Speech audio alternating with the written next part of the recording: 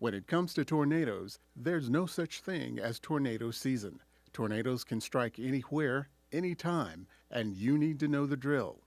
On Tuesday, March 11th, 2014, at 9:45 a.m., the Virginia Department of Emergency Management requests that residents and business owners participate in a statewide tornado drill. There'll be two notifications sent out. The NOAA Weather Radio System will send out a test alert. Also, the Fairfax County Office of Emergency Management Community Emergency Alert Network will have a page sent out to alert you that the drill has begun.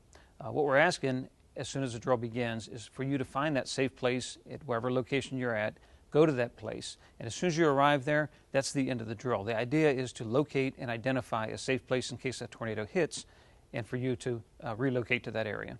In life, we plan for vacations, we plan for finances. Planning is a key role, and it's very important in our life. It's more important, though, when there is an emergency. If you've pre-planned for that emergency, if you've exercised or drilled that emergency, the family knows where to go, what to do, the supplies that you have. It will make life so much easier if an emergency does occur. The comfort level, the stress will be less, and you can reassure your family that you have a plan and you will be safe.